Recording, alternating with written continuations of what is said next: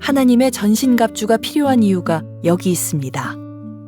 그것은 악한 날에 쓰러지지 않고 싸움이 끝난 후에도 굳건히 서기 위해서입니다.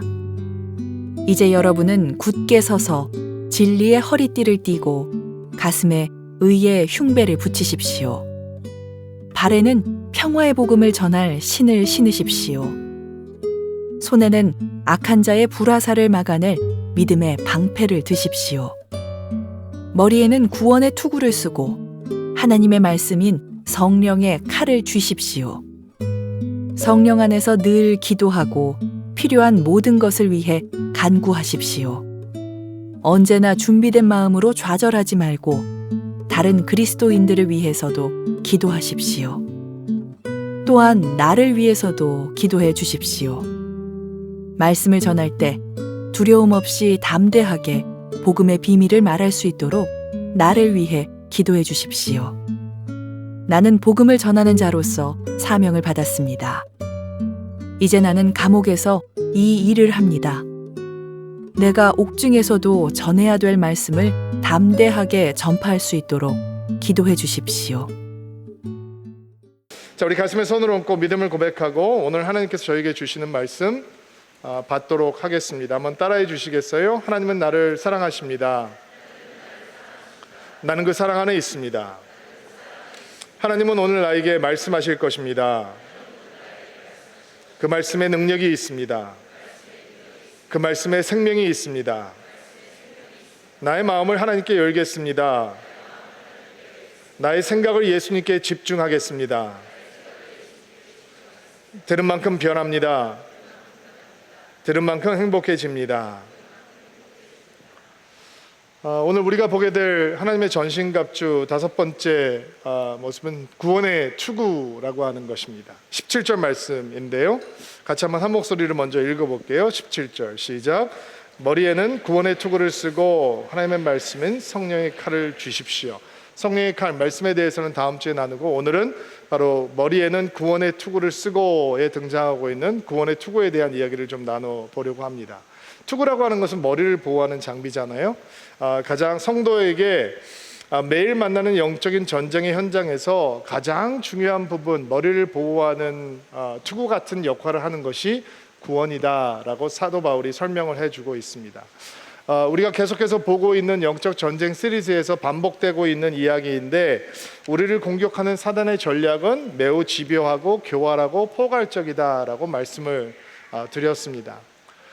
이 사단은 끊임없이 우리를 유혹하고 우리를 공격하면서 우리가 이미 경험한 하나님의 은혜에 대해서 망각하게 만들고, 아주 소중한 은혜를 체험했는데 그게 별로 소중하지 않다라고 여기게 하고, 하나님을 만나고 하나님을 체험하고 하나님의 은혜를 경험하는 것은 굉장히 중요한 일인데 그런 역사를 별로 중요하지 않게 여기게 합니다. 또 사단은 오늘이라고 하는 삶의 현장과 믿음을 어떻게 해서든지 분리하려고 합니다. 그러니까 삶 따로 믿음 따로 이렇게 만들어 놓는 것이 사단의 유혹입니다. 믿음대로 살면 불편한 것이 많이 있습니다. 그러나 믿음의 능력이 나타나는 것은 삶의 현장입니다. 믿음대로 살 때 삶의 현장에서 믿음의 역사와 믿음의 능력이 나타나는 것입니다. 그러나 그 믿음의 능력이 나타나지 못하도록 사단은 우리의 믿음을 삶과는 무관한 것으로 전락시켜 버리죠. 그렇게 우리를 미혹합니다. 삶과 믿음이 분리가 되게 되면 우리의 믿음은 무력해지기 때문입니다. 또 사단은 앞으로 다가올 하나님의 나라를 잊고 세상이라고 하는 우리의 삶의 터전에만 집착하게 합니다. 여러분, 우리가 살고 있는 이 세상에서의 시간은 잠시면 끝나는 시간입니다. 성경에는 인생에게 주어진 시간이 70이요 강건하면 80이라고 했습니다. 과학이 발달해서 지금 100년 시대가 됐다고 하지만 우리 가운데 100년을 살 수 있을 것이다 라고 장담할 수 있는 사람들이 얼마나 되겠습니까? 대부분의 사람들은 이미 반환점을 돈 분들이 많이 계십니다. 남아있는 시간보다 우리가 살아온 시간이 더 많습니다. 그럼에도 불구하고 사단의 전략은 다가올 하나님의 나라에 대한 기대와 소망감에 적기보단 지금 눈에 보이는 이 세상의 가치와 이 세상의 필요와 이 세상의 것들로 우리를 집착하게 만들어서 하나님의 나라의 가치와 하나님의 나라의 소망을 따라가지 못하도록 하는 것이 바로 사단의 전략입니다. 이런 사단의 괴계를 막아내는 하나님의 전신갑주가 구원이다 라고 사도 바울이 말하고 있는 것입니다. 성경에서는 구원을 얘기할 때 좀 다른 시제들이 등장을 합니다. 어떤 경우는 과거의 사건으로 얘기를 하기도 하고, 어떤 경우에는 현재 진행되는 사건으로 얘기를 하기도 하고, 어떤 경우에는 구원을 미래에 이루어질 사건으로 소개하기도 합니다. 에베소서 2장 8절 말씀 보면 여러분은 하나님의 은혜 안에서 믿음으로 구원을 받았습니다 라고 얘기를 했습니다. 그러니까 구원이라고 하는 것은 이미 일어난 사건이다. 이미 과거 속에서 일어났고 이미 경험한 하나님의 은혜요 사랑이요 역사다, 이렇게 설명을 하고 있는 것입니다. 또 빌립보서 2장 12절 말씀을 보면 항상 두렵고 떨림으로 너희의 구원을 이루라, 이렇게 얘기를 하고 있습니다. 너희의 구원을 이루어 가라. 구원이라고 하는 것은 오늘이라고 하는 삶의 현장에서 이루어 가야, 월크아웃 해야 되는 것이다 라고 설명을 하고 있습니다. 바꾸어 보면 구원이라고 하는 사건은 우리 현재 인생의 현장에서 현재라고 하는 삶의 시간 속에서 경험할 수 있는 하나님의 은혜다라고 하는 뜻이겠죠. 또 마태복음 10장 21절 말씀을 보면 끝까지 견디는 사람은 구원을 얻을 것이다. 미래의 사건으로 구원을 언급하고 있습니다. 구원을 얻게 될 것이다. 구원을 미래에 경험하게 된다라고 하는 것은 과거 속에서 시작했던 구원이라고 하는 것이 오늘이라고 하는 현재를 거쳐서 미래의 시간에 완성되는 것이다. 그러므로 구원을 받은 사람은 언제나 그 구원이 완성될 것을 소망하고 기대할 수 있다라고 성경은 설명을 하고 있는 것입니다. 이렇게 성도가 체험하는 구원의 사건은 시작과 진행과 완성이 다르게, 시제가 다르게 표현이 되어 있습니다. 이거를 아는 게 왜 중요하냐? 왜 중요하냐면 이 구원의 다른 모습이 우리에게 마귀의 괴계를 대항해서 영적인 승리를 가져다주는 발판이 되기 때문입니다. 자, 보세요. 여러분이 이미 구원이라고 하는 사건이 과거라고 하는 시작점을 가지고 있다라고 하는 사실이 여러분과 저에게 어떤 의미로 다가오는 것이냐? 구원이라고 하는 것이 이미 우리가 경험한 과거의 사건이다라고 했을 때 그것이 어떻게 우리에게 영적인 승리를 제공해 줄 수 있느냐? 구원이 이미 일어난 사건이기 때문에 그 구원이라고 하는 위대한 사건에 대해서 우리는 확인할 수 있고 확신할 수 있고 확증할 수 있다라는 것입니다. 아직 일어나지 않은 사건이라면 우리는 확인할 수 없습니다. 그러나 구원이라고 하는 사건이 과거라고 하는 시간의 시점에서 이미 일어난 사건이라면 우리는 구원이 나에게 임했다라고 하는 것을 확신할 수 있고 확인할 수 있고 확증할 수 있다라는 것입니다. 사단이 우리를 향한 하나님의 사랑을 없앨 수 없잖아요. 우리를 향한 하나님의 구원의 선물을 사단이 빼앗을 수 없거든요. 그러나 하나님께서 우리에게 주셨던 은혜를 망각하게 할 수는 있고, 그 은혜를 하찮게 여길 수도 있고, 그 은혜를 대수롭지 않게 여길 수도 있고, 하나님께서 시작하신 구원의 역사에 대해서 외면하고 뚜껑을 확 덮어버리게 할 수는 있단 말이에요. 제가 예전에 아주 안타까운 한 형제님 한 분을 신방하게 되었습니다. 아내는 열심히 신앙생활을 하고 남편은 별로 교회를 좋아하지 않은 그런 가정이었는데, 아내가 남편에게 간곡하게 부탁을 해서 제가 신방을 갔는데 함께 신방 예배를 드리게 되었습니다. 남편은 평생 교회라고 하면 아주 질색을 하는 그런 분이셨습니다. 근데 아내를 사랑하는 마음으로 이제 신방 예배를 드리게 됐는데, 물론 얼굴 표정은 아주 행복하지 않은 표정으로, 내가 지금 당신이 우리 집에 찾아온 것을 굉장히 불쾌하게 생각한다라고 하는 메시지를 그대로 담은 얼굴 표정으로 이제 신방 예배를 시작하였습니다. 그런데 이제 대화를 하다 보니까 어떤 내용을 알게 됐냐면, 본인이 젊었을 때 예수를 믿겠다라고 결단을 하고 예수님을 영접했던 경험이 있다라고 얘기를 하시는 거예요. 미국에서 유학을 하던 시절에 친한 선배의 권유로 빌리그라햄 목사님의 전도 집회를 이제 참석을 하게 되었는데, 설교 말씀을 듣는데 하나님을 향해서, 예수님을 향해서, 그 설교자가 얘기하고 있는 하나님의 사랑, 예수 그리스도의 십자가를 향해서 마음이 열리는 게 느껴지더래요. 그리고 내가 저 하나님을 믿고 싶다 하는 마음이 들더라는 거예요. 그래서 빌리그레암 목사님의 전도 집회의 마지막에는 항상 앞으로 걸어 나오라고 얘기하거든요. 예수를 믿을 사람은 앞으로 걸어 나와라. 그래서 누가 시킨 것도 아니고 선배가 관건을 한 것도 아니고 그냥 자기가 벌떡 일어나서 앞으로 나갔다는 거예요. 그리고 예수님을 영접하는 기도를 본인이 진솔하게 했다는 거예요. 돌아오는 차 안에서도 자기 그 체험을 설명을 하면서 자신도 설명할 수 없는 그런 뜨거운 감동과 마음의 움직임이 있어서 거부할 수가 없었다 간증을 하고, 이런 자리에 나를 초대해줘서 형 너무 고마워 이런 인사까지도 선배한테 했다는 거예요. 여러분 생각을 해보세요. 한 번도 하나님에 대해서 관심을 갖지 않았던 사람, 교회라고 하면 질색을 하고 평생 살았던 사람이 예배에 참석해서 단 한 번의 설교를 듣고 그 하나님을 향해서 마음을 열었다. 여러분, 이런 기적이 어디 있어요? 이런 놀라운 하나님의 은혜가 어디 있어요? 이거는 기적 중에 기적이고 정말 감동 중에 감동인 거죠. 근데 집에 돌아와서 곰곰이 생각해 보니까 마음이 점점 혼란스러워지기 시작했대요. 그때는 내가 뭔가 뒤집어 씌웠던 것 같다, 이런 생각이 들기도 하고, 막 센치한 음악이 나오고, 그 다음에 막 수천 명의 사람들이 앞으로 걸어 나가고, 어떤 사람 막 눈물을 흘리면서 나가기도 하니까 분위기에 좀 이렇게 동요가 돼서 내가 그런 결정을 했나 보다, 분위기에 휩쓸려서 그런 결정을 했나 보다 라고 하는 생각이 들기도 하더래요. 그리고 또 아내를 따라서 교회를 나가려고 하니까 주일날 귀찮기도 하고 늦잠을 좀 자고 싶기도 하고 밀렸던 공부도 해야 되고, 교회를 한두 번 가보니까 목사도 별로 마음에 안 들고 교회도 별로인 것 같고, 이런 생각이 들어서 내가 정신을 차리고 살아야지, 그리고 지금까지 정신을 차리고 살고 있다는 거예요. 여러분은 그 남편의 회심 사건이, 영접 사건이 가짜라고 생각하세요? 그게 뭔가 뒤집어 씌워서, 혹은 그가 얘기하는 것처럼 분위기에 휩쓸려서 그냥 마지못해 그냥 그 앞에 나갔다 온 의미 없는 사건이라고 생각하시나요?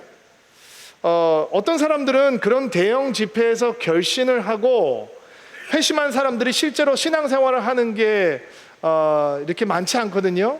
백슬라이딩 하는 경우가 많기 때문에 그런 사실을 지적을 하면서, 그렇게 대형 집회에서 결신을 하고 회심을 하고 영접을 하는 것은 온전한 회심과 영접이 아니다라고 얘기를 하기도 하는데, 그 사람들이 영접을 한 것과 그들이 교회 생활을 제대로 하게 하는 것은 다른 일이죠. 후자는 교회가 감당을 해야 되는 일인 거고, 그러나 그들이 보인 결단을 거짓이라고 과연 누가 단정할 수 있을까요? 성령께서 그들의 마음을 감동하고 그들이 하나님 앞에서 그들의 모습으로 반응한 것을 진짜 영접한 것이 아니다, 회심한 것이 아니다라고 과연 누가 판단을 할 수 있을까요? 성경은 이렇게 얘기하죠. 누구든지 예수님의 성령의 도움 없이는 예수님을 구주로 시인할 수 없습니다. 맞나요? 저는 아버지 구원을 위해서 18년을 기도했었습니다. 늘 아버지에게 복음을 전하면 절망적이었습니다. 복음을 전하면 늘 논쟁으로, 다툼으로, 말다툼으로 끝나기가 일쑤였습니다. 하나님을 믿으라고, 하나님보다 나를 믿으라고 해, 이렇게 말도 안 되는 억지를 부리는 분이었습니다. 참 마음이 아팠었습니다. 그런데 하나님의 때가 되자 아버지께서 예수님을 믿겠다고 거짓말처럼 영접 기도를 하셨습니다. 물론 암수술을 앞두고 있었기 때문에, 암수술장에 들어가기 10분 전이었기 때문에 아마 무엇이라도 붙들고자 하는 마음에 그런 결정을 하신 것이 아닌가 저도 생각을 했던 적이 있었습니다. 그러나 성경은 얘기합니다. 누구든지 예수의 성령으로 말미암지 않고는 예수를 구주라 라고 고백할 수 없다라는 것입니다. 저희 아버님은 투병 생활을 하시느라고 교회도 변변하게 한 번도 다녀보신 적이 없습니다. 그러나 아버님이 돌아가시기 전에 저에게 마지막으로 했던 말씀은 나에게 하나님을 믿게 해 주어서 고맙다라고 하는 말씀이었습니다. 어떻게 그가 그것을 알 수 있겠습니까? 교회를 간 적도 손꼽아 본 적이 없는 분인데, 그러나 그 아버님의 마음속에는 아들이 있는 자에게는 생명이 있고 아들이 없는 자에게는 생명이 없습니다라고 하는 말씀이 견고하게 또리하고 있었습니다. 그분은 교회 신앙생활은 제대로 못했을지 모르지만 그분이 예수를 구주로 고백을 했고 그분은 하나님의 자녀가 되었고 예수님을 믿기 때문에 천국에 갈 것을 의심하지 않으셨습니다. 그래서 목사인 아들에게 나에게 하나님을 믿게 해주어서 고맙다라고 고백하실 수 있었던 것입니다. 그런데 그 신방을 받았던 형제님께서는 오래전에 유학 시절에 하나님을 향해서 진솔하게 마음을 열고 예수 그리스도를 영접했는데도 불구하고 왜 당시의 결정이 분위기에 휩쓸려서 혹은 뭔가에 뒤집어 씌워서 그렇게 결정을 한 것이다, 그거는 영적인 사건이 아니라 내가 잠시 착각을 하고 실수를 했던 것이다, 내가 그때는 정신을 잃었던 것이고 정신을 차리고 살게 되니까 내가 교회를 떠나서 사는 것이 나는 맞다, 이렇게 고백을 하는 사람이 되었을까요? 속아서 그렇게 된 거죠. 누구에게 속은 것일까요? 은혜를 대수롭게 여기지 못하게 하는 사단의 속임수에 속아 넘어갔던 것입니다. 영적인 사건을 하나님의 은혜라고 부르지 못하게 하는, 아니야 그런 게 아니야, 그 착각한 거야, 분위기야, 감정이야, 너 그때 뭔가에 뒤집어 씌웠던 거야, 그러니까 정신 차려 라고 하는 사단의 속임수에 속았기 때문에 자기에게 믿음이 생겼는데도 불구하고 하나님을 향해서 마음이 활짝 열렸는데도 불구하고 이거는 아니다 라고 스스로 결론을 짓게 된 것입니다. 이게 사단의 전략입니다. 절대로 인간이 스스로 만들어내는 생각이 아니고 참소하고 고발하고 의심하게 하고 오해하게 하는 악한 영들의 전략인 것입니다. 그러나 성경은 우리에게 확신을 약속합니다. 요한일서 5장 13절 말씀 같이 한번 읽어볼게요. 읽어주시겠어요? 시작.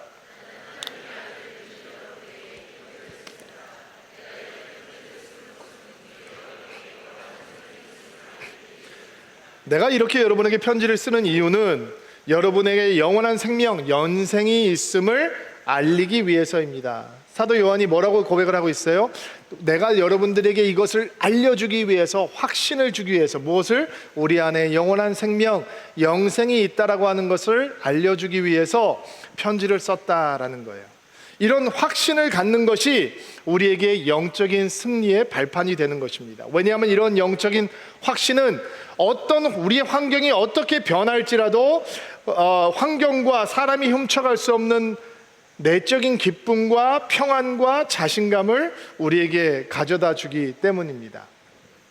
구원이라고 하는 사건은 우리가 하나님 앞에서 자녀라고 하는 사실을 확증해 줍니다. 아멘으로 받으시기 바랍니다. 자, 구원은 과거에 일어난 사건이라고 성경은 얘기한다고 그랬어요. 만약에 과거라는 시점을 가지고 있다면 우리는 그것을 확인할 수 있고 확신할 수 있고 확증할 수 있다는 거예요. 그 구원이라고 하는 사건을 확신할 수 있다면 우리는 어떤 상황에도 내가 사랑받는 하나님의 자녀이다라고 하는 것을 확증하면서 살아갈 수 있다라는 거예요. 여러분, 우리가 죄의 문제를 아직 다 해결하지 못했잖아요. 우리가 죄를 짓는단 말이에요. 죄의 문제로 갈등한단 말이에요. 마음은 단단히 먹지만 또 넘어지고 실족한단 말이에요. 좌절하기도 하죠.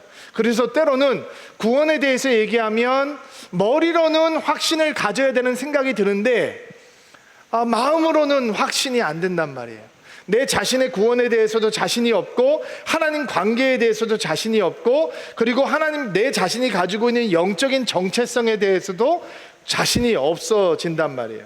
그런데 그것은 우리의 생각의 출발이 바로 나에게 고정되어 있기 때문이에요. 여러분, 구원의 확신이라고 하는 건 나의 성과와 나의 노력과 나의 의지와 나의 어떠함과 나의 성숙함과는 전혀 상관이 없는 거예요. 구원의 확신이라고 하는 것은 우리의 시선이 오직 예수 그리스도에게 고정될 때 확인될 수 있는 거예요. 우리의 구원은 우리의 노력으로 이루어지는 게 아니잖아요. 우리의 착함과 선함으로 이루어질 수 있는 게 아니잖아요. 우리의 구원은 100% 예수 그리스도께서 십자가에서 행하신 일, 100% 예수 그리스도께서 부활을 통해서 이루신 영적인 승리를 통해서 우리에게 믿음으로 주어지는 거거든요. 그러니까 우리가 어떻게 우리에게 주어진 구원을 확인하고 확신할 수 있느냐? 예수님을 바라보면 되는 거죠. 예수님을 바라보고 예수 안에 거하게 될 때 우리는 우리에게 주어진 구원이라고 하는 선물이 하나님께서 나에게 주신 선물이요, 예수 그리스도를 통해서 흔들리지 않는 견고한 구원의 길이 우리에게 열렸다라고 하는 것을 확인할 수 있게 되는 것입니다. 근데 우리가 죄를 지고 넘어지면 어떤 소리가 들려요? 어떤 속임수가 들리느냐? 너 가짜야, 너 믿음 가짜야, 너 맞짱 헛적이야, 너는 가식쟁이야, 너 하나님 앞에 몇 번 약속했어, 하나님은 너를 절대로 용서해 주지 않을 거야, 하나님은 너를 미워하셔, 하나님은 너를 받아들여 주지 않을 거야, 이런 속임수가 들리게 되는 거예요. 그러나 구원이라고 하는 사건이 과거의 시대 속에서 일어난 사건이라면 우리는 그 구원을 확인할 수 있단 말이에요. 확신할 수 있단 말이에요. 증거할 수 있단 말이에요. 그게 구원이라고 하는 것이 마귀의 계계를, 마귀의 속임수를 대적하는 투구가 될 수 있는 이유예요. 자, 여러분에게 구원이라고 하는 사건이 과거에 일어난 사건입니까?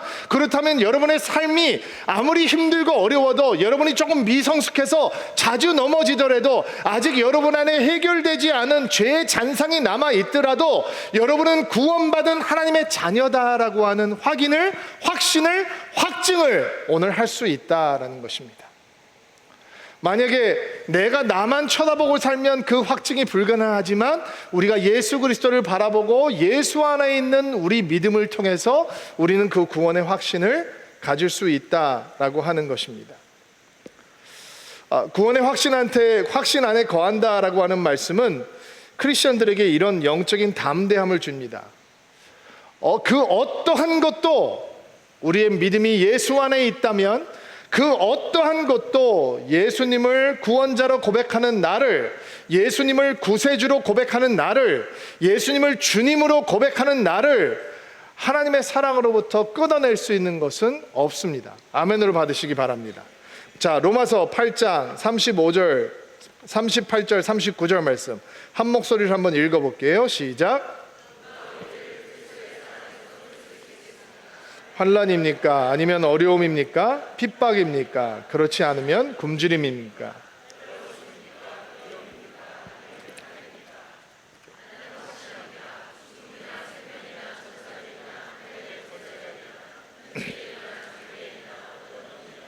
가장 높은 것이나 깊은 것이나 그 밖에 어떤 피조물이라도 우리를 주 예수 안에 있는 하나님의 사랑에서 끊을 수 없습니다. 그러니까 아무것도, nothing, 아무것도 우리를 하나님의 사랑으로부터 끊어낼 수 있는 것은 없으니까 우리는 하나님을 사랑한다 하면서도 죄짓고 실족하고 넘어지지만, 그것 때문에 하나님을 향해서 하나님을 등을 돌리고 떠나는 것이 아니라 오히려 그렇게 실족하더라도 늘 일어나서 하나님의 품을 향해서 달려갈 수 있는 인생을 살 수 있는 것입니다. 아멘이죠.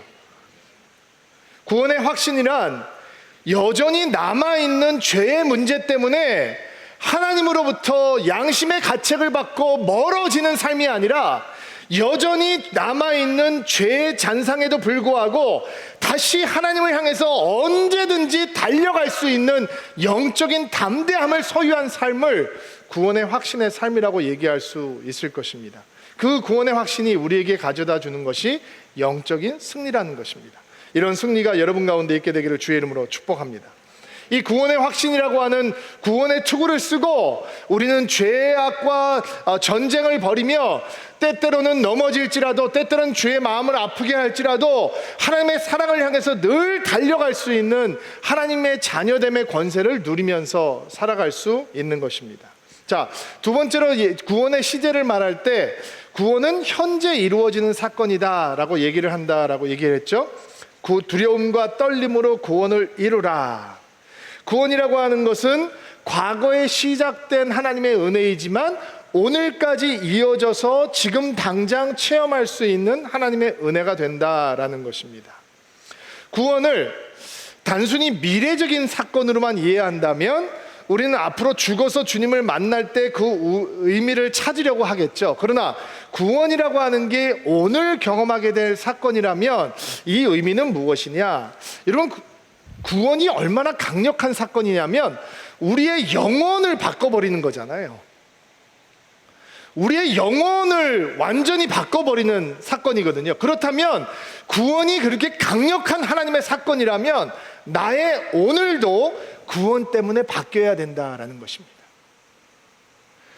우리의 영혼, 아직 만나보지 못한 끝나지 않는 그 엄청난 영혼이라고 하는 시간이 하나님께서 베풀어 주신 구원이라고 하는 것 때문에 변했다면 나의 오늘, 그 영혼에 비하면 너무도 짧은 오늘이라고 하는 시간 또한 그 구원이라고 하는 역사 때문에 바뀔 수 있어야 된다라는 것입니다. 제가 좀 부끄러운 간증을 하나 하겠습니다. 제가 어렸을 때 컨닝을 참 잘했습니다.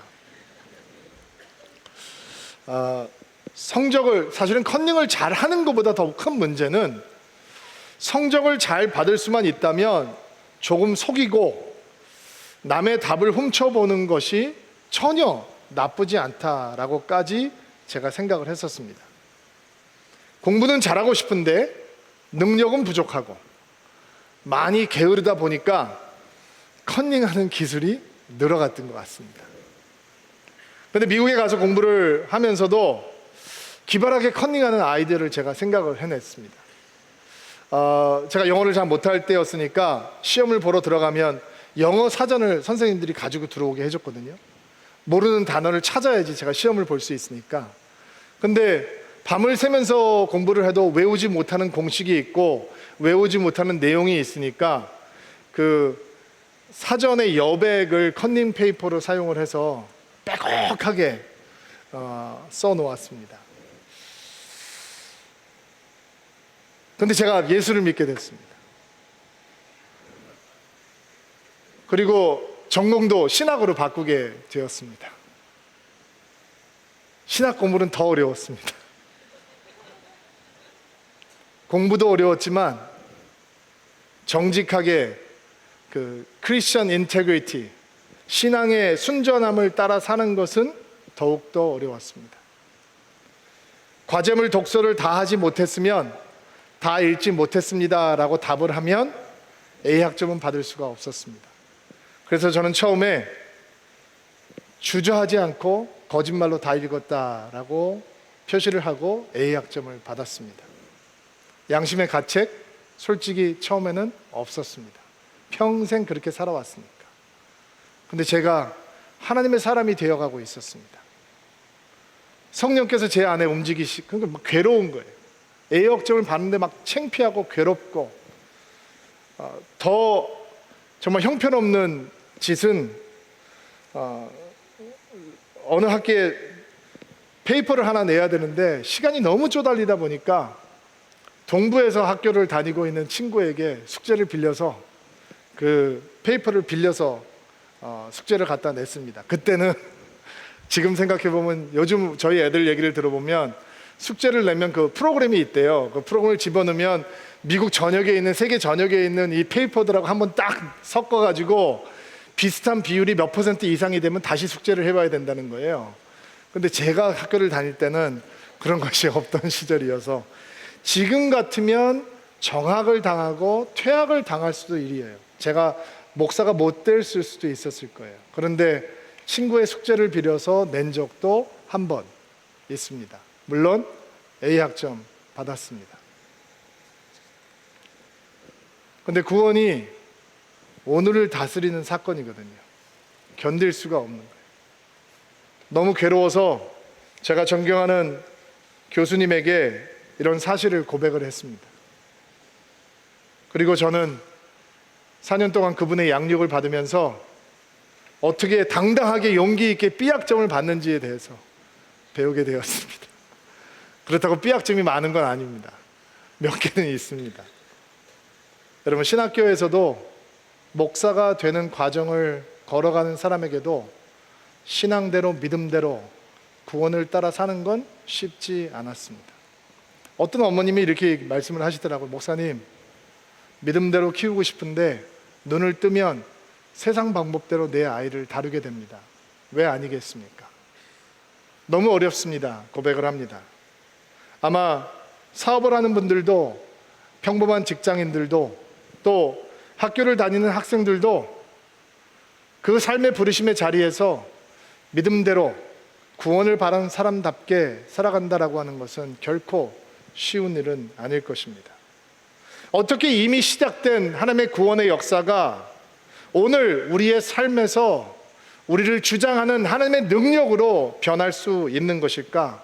어떻게 구원받은 사람대로 오늘이라고 하는 삶의 현장을 구원이 진행되는 삶의 현장으로 삼아갈 수 있는 것일까? 그 답은 구원을 앞으로 완성될 미래의 시제로 표현하고 있다라고 하는 사실을 주목하면 얻을 수 있을 것 같습니다. 여러분, 우리가 왜 오늘이라고 하는 삶의 현장에서 믿음대로 살아가는 것, 구원받은 사람대로 살아가는 것을 어려워합니까? 그렇게 하면 손해볼 거라고 생각하기 때문입니다. 뭔가 누리지 못할 것을 누릴 수 있는 것을 누리지 못하고, 가질 수 있는 것을 가지지 못할 거라고 불안하게 하고, 뭔가 더 많이 즐거워할 수 있는데 그 즐거움을 놓칠 거라고 생각하고, 믿음대로 살아가다 보면 뭔가 손해볼 거라고 생각하고, 세상이 오퍼해주는 모든 것들을 받지 못할 거라고 생각하기 때문에 내가 믿음대로 살아가면 뭔가 내가 뒤에서 처질 것 같다라고 생각하기 때문입니다. 그러나 여러분, 짐 엘리어트라고 하는 순교자의 말에 잠깐만 우리 귀를 기울여 봅시다. 영원한 것을 위해서 영원하지 않은 것을 버리는 사람은 바보가 아닙니다. 영원한 것을 위해서 영원하지 않은 것 잠시 포기하는 것은 어리석은 자가 아닙니다. 구원의 미래 시대가 있다라고 하는 것은 오늘을 재해석할 수 있는 믿음의 능력이 됩니다. 오늘은 우리의 구원이 진행되고 있는 오늘이라고 하는 삶의 현장은 영원한 것을 위해서 영원하지 않은 것을 버리고 포기하는 연습이 이루어지는 곳입니다. 오늘이라고 하는 삶의 현장은 영광의 구원을 완성해가는 작은 발걸음입니다. 지금은 그 발걸음이 아무 의미 없어 보이고 어리석게 보이고, 이렇게 산다고 한들 누가 알아주기나 하나 타협하고 싶은 마음이 굴뚝 같을지 모르지만, 적어도 믿음의 사람들, 구원을 경험한 사람들에게는 오늘이라고 하는 삶의 현장은 영원한 구원을 준비해가며 예배해가는 작은 노력들이 쌓여가는 현장입니다. 영원한 것을 위해서 영원하지 않은 것을 포기하는 것은 어리석은 것이 아니라 능력 있는 삶이 되는 것입니다. 얼마 전에 감동 있는 한 아버지와 아들의 이야기를 듣게 되었습니다. 이 이야기로 오늘 말씀을 마무리하려고 하는데요. 아버지는 버지니아 의과 대학을 나오시고 하버드 의대와 신시내티 의대에서 내분비내과 의사 선생님으로 교수 생활을 하신 이민 1세이십니다. 3년 전에 루게릭병으로 천국에 가신 분인데, 소천하기 전까지 매주 주말이 되면 노숙자들과 나이든 창녀들을 돌봐주는 쉘터에 가서 진료를 무료로 해주셨다고 합니다. 그리고 마지막 몇 년은 그 사람들이 이 교수님께서 베풀어 주시는 하나님의 사랑을 의심하지 않게 하기 위해서 주말에는 그들이 있는 곳에 함께 가서 거기에 기거를 하시면서 그 사람들을 돌봐주시다가 소천하셨다고 합니다. 그분에게 아들이 있는데 시애틀에 있는 한 병원에서 근무를 하고 있는 의사 선생님이십니다. 의과 대학을 다닐 때 학자금 보조를 받았는데 그 학자금 보조를 다 갚게 되면 선교사로 나가기 위해서 자기 집도 가지지 않는다고 합니다. 아이가 5인데 휴가를 내서 그 5 아이를 데리고 선교지를 다니면서 선교사로서 준비를 하고 있습니다. 이슬람 선교를 하기 위해서 일부러 시애틀 지역에 있는 모슬렘 사람들이 사는 지역으로 이사를 가서 거기에서 모슬렘들을 만나면서 복음을 전하려고 노력을 하는 분이고, 정말 열정이 있는 형제입니다.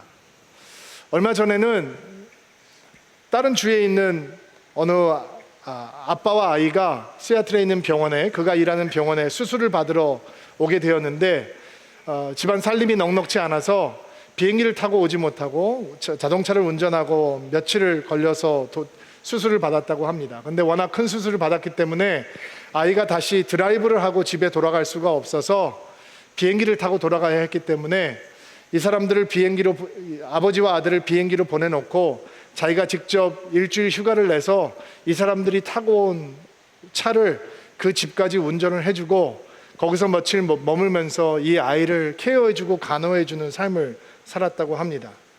바로 이런 삶이 하나님께서 주신 영원한 구원이라고 하는 것을 따라 살아가는, 오늘을 살아가는 크리스천의 모습이 되고, 그 오늘을 통해서 영원을 준비하는 모습이 되는 것입니다. 너무 멋지죠? 여러분, 이런 삶은 멀리 있지 않습니다.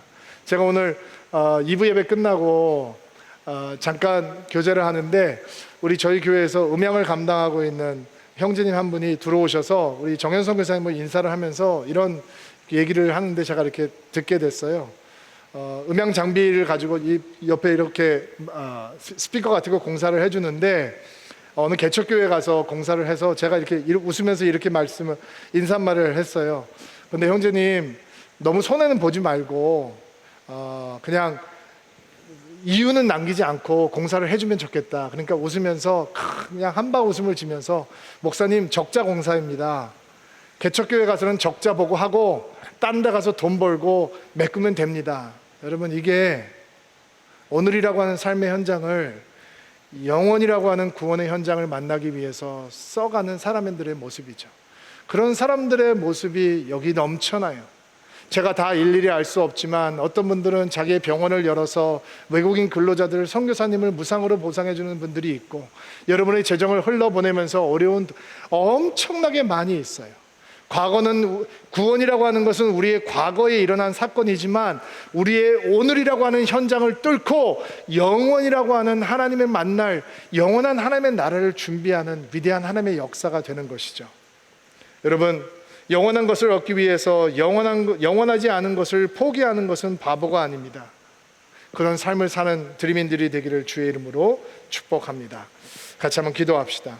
자, 우리 가슴에 한번 손을 얹고 안수하십시오. 여러분을 위해서 축복하고 기도하겠습니다. 하나님, 우리에게 구원이라고 하는 하나님의 위대한 선물을 허락해 주시니 감사합니다. 예수 그리스도의 십자가 부활로 인해 우리는 오늘도 확신할 수 있습니다. 우리가 하나님의 자녀가 되었다는 사실, 그 무엇도 우리를 하나님의 사랑에서 끊을 수 없다는 사실, 그 누구도 빼앗을 수 없는 구원이 우리에게 임했다는 사실을 기억하며 다시 한번 하나님께 감사를 드립니다. 그 구원을 통해 오늘을 살아가는 우리가 되게 하옵소서. 우리의 오늘이 앞으로 만나게 될 영광의 구원을 준비하고 예비하는 자리가 되게 하옵소서. 영원한 것을 위해서 영원하지 않은 것을 과감하게 포기하는 진짜 믿음의 사람이 될 수 있도록 은총을 베풀어 주시옵소서. 가슴에 손을 얹고 안수하며 기도하는 드림인들을 축복합니다. 이번 한 주간도 예수님과 동행하게 하시고 삶의 자리에서 예수의 이름을 부를 때마다 기적이 일상이 되는 능력의 인생이 될 수 있도록 축복하여 주시옵소서. 예수님의 이름으로 기도하옵나이다. 아멘.